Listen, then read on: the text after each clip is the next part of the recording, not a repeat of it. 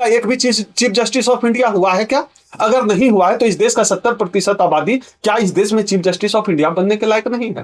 केंद्रीय विश्वविद्यालय का वाइस चांसलर नहीं मिलेगा, ओबीसी टीवी में एंकर नहीं मिलेगा, OBC chief justice of India नहीं मिला। बहुत लोग पूछते हैं कि आखिर ओबीसी इन जगहों पे नहीं है, कहां है? तो ओबीसी मंदिर में घंटा बजा रहा है, ओबीसी कांवर लेकर चल रहा है। यह समाज की सच्चाई है। चुना हुआ मुख्यमंत्री जो है बिहार में जो है किसी महिला का जो है नकाब खींच देता है। कितनी भयावह स्थिति है। और उससे भी ज्यादा दुखद यह है कि उसके पक्ष में लोग खड़े हैं। तो आश्चर्यचकित हूं, टीवी मीडिया की जो एंकर है वो जो है बोल रही है, पक्ष ले रही है कि वो ठीक किया, नकाब स्वीकार नहीं किया जाए। अरे क्या बात करती है आप? कंसेंट कोई चीज होती है, डिग्निटी कोई चीज होती है। आप जो है न्यूज चैनल में, मैं भी डिबेट में बैठता हूं, मुझे किसी एंकर का टाई पसंद नहीं आएगा तो हम उसका टाई पकड़ के खींच देंगे चैनल के डिबेट में। जो वोटर जो है महाराष्ट्र में भी वोट दे देता है जाके, वही वोटर बिहार में भी वोट देता है, वही वोटर झारखंड में भी वोट दे रहा है। ये जो वोट चोरी का इनका मॉडल है, यह पूरी तरह से हमारे लोकतंत्र के लिए बहुत घातक है। SC ST OBC समाज की भी भागीदारी है, इसलिए प्राइवेट सेक्टर में आपको आरक्षण लागू करना चाहिए ताकि SC ST OBC समाज की व्यक्ति की जो है हिस्सेदारी प्राइवेट सेक्टर में भी हो, हर जगह लागू किया जा सके। साथ ही साथ एक बड़ा मसला जो हम लोग कॉलेजियम के खिलाफ लगातार बात कर रहे हैं, और कॉलेजियम आज तक एक ऐसा मुद्दा है जिसका समाधान नहीं हो पाया है, क्योंकि एक ऐसे जगह पे कॉलेजियम सिस्टम लागू है जो कि बहुत संवेदनशील माना जाता है, जहां आप छू भी नहीं सकते। और हम मांग करते हैं कि वहां कॉलेजियम सिस्टम जुडिशियरी में लागू किया जाए। शेड्यूल कास्ट का तो चीफ जस्टिस ऑफ इंडिया हो जाता है। अभी मौर्य जी हमारे साथ, एडवोकेट जो है चंद्रगुप्त मौर्य जी बैठे हुए हैं, बताएंगे कि जो है किस तरह जो है ओबीसी का एक भी चीफ जस्टिस ऑफ इंडिया हुआ है क्या? अगर नहीं हुआ है तो इस देश का 70% आबादी क्या इस देश में चीफ जस्टिस ऑफ इंडिया बनने के लायक नहीं है? क्या इस देश का 70% आबादी का व्यक्ति प्रधानमंत्री ऑफिस में जो 200-250 जो बैठते हैं सीनियर IAS, एक भी ओबीसी उस लायक नहीं दिखता है? तो हम बराबर मांग करते रहते हैं कि आबादी के हिसाब से प्रतिनिधित्व भागीदारी देनी चाहिए, और हम विमर्श में इस बात को भी शामिल करने वाले हैं। साथ ही साथ जो कास्ट सेंसस का मुद्दा है कि जाति जनगणना की जाए, खासतौर पे ये शेड्यूल कास्ट का हक तो ज्यादा नहीं मार पाते हैं, लेकिन ओबीसी के हक मारी ज्यादा कर लेते हैं। क्यों? इसके पीछे का एक छोटा सा जवाब यह है, क्योंकि ओबीसी आपको जो है केंद्रीय विश्वविद्यालय का वाइस चांसलर नहीं मिलेगा, ओबीसी टीवी में एंकर नहीं मिलेगा, OBC chief justice of India नहीं मिलेगा। बहुत लोग पूछते हैं कि आखिर ओबीसी इन जगहों पे नहीं है, कहां है? तो ओबीसी मंदिर में घंटा बजा रहा है, ओबीसी कांवर लेकर चल रहा है। यह समाज की सच्चाई है। यह अलग बात है कि हमारे मौर्य जी जैसे लोगों की वजह से यह हकीकत बदल रही है। अभी हमारा जो है छत्तीसगढ़ में परसों जो है राज्य अधिवेशन था छत्तीसगढ़ का, जिसमें बड़ी संख्या में मुझे लगता है कि 90% जो है ओबीसी के लोग आए हुए थे हमारे राज्य अधिवेशन में। और पूर्व मुख्यमंत्री भूपेश बघेल हमारे कार्यक्रम में चीफ गेस्ट थे, मैं भी था उस कार्यक्रम की अध्यक्षता कर रहा था। तो ओबीसी समाज अब आगे निकल के आ रहा है, लेकिन इस पर विमर्श जरूरी है।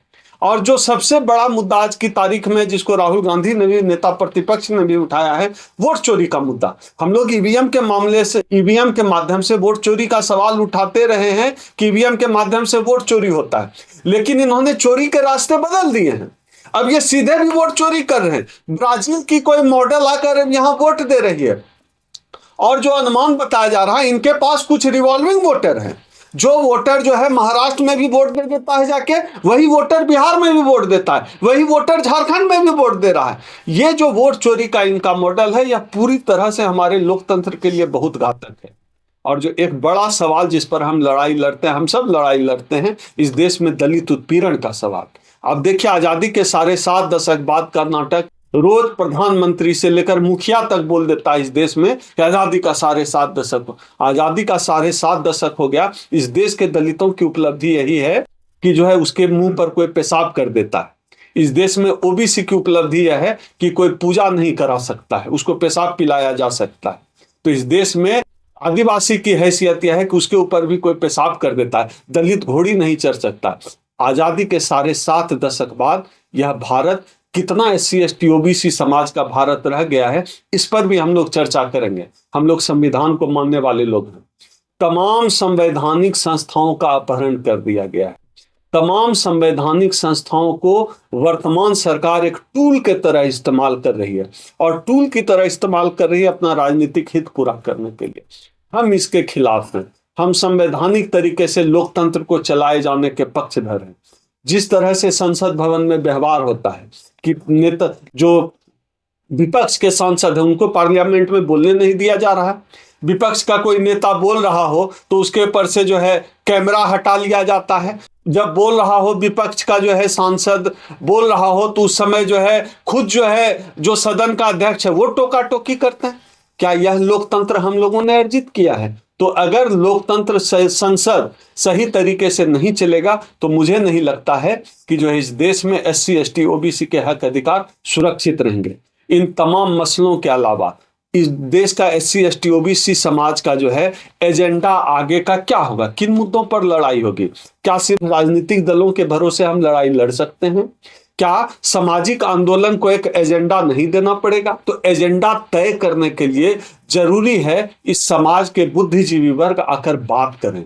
इसलिए हमने अपने साथियों के साथ तय किया है कि हम लोग आने वाले 28 दिसंबर रविवार का दिन है, नई दिल्ली के कॉन्स्टिट्यूशन क्लब में, जिसे नजदीकी मेट्रो पटेल चौक है, वहां पे हम लोग एक राष्ट्रीय स्तर पर विमर्श का आयोजन कर रहे हैं।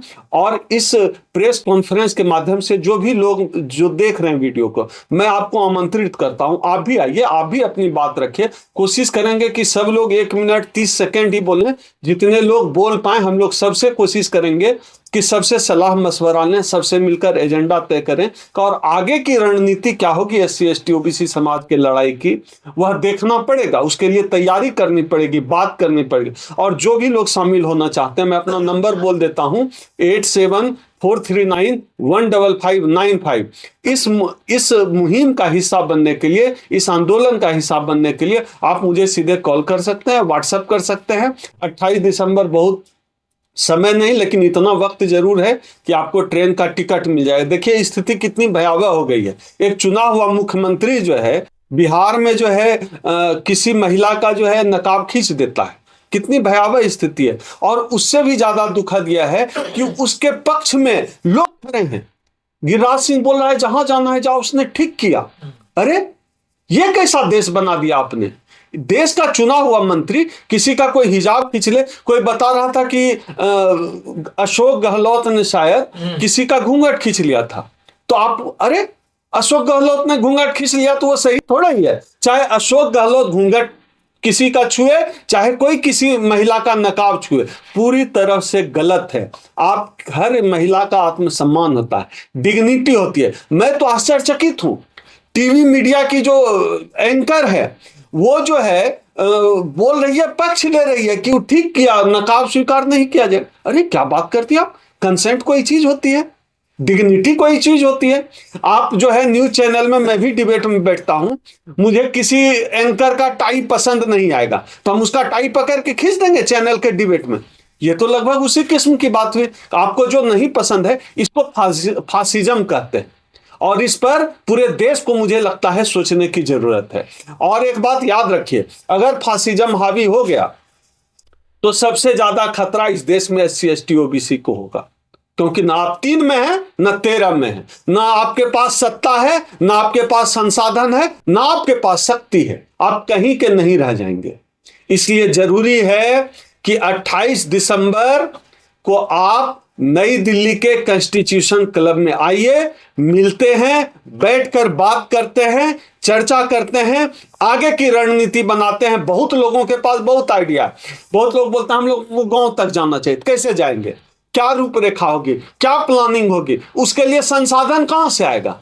ये सब चीजें आपको तय करनी पड़ेगी, मिलकर तय करेंगे। आप आइए, हम आइए, बैठेंगे हम लोग कॉन्स्टिट्यूशन क्लब में और आगे की रणनीति बनाएंगे कि क्या होने वाला है। धन्यवाद।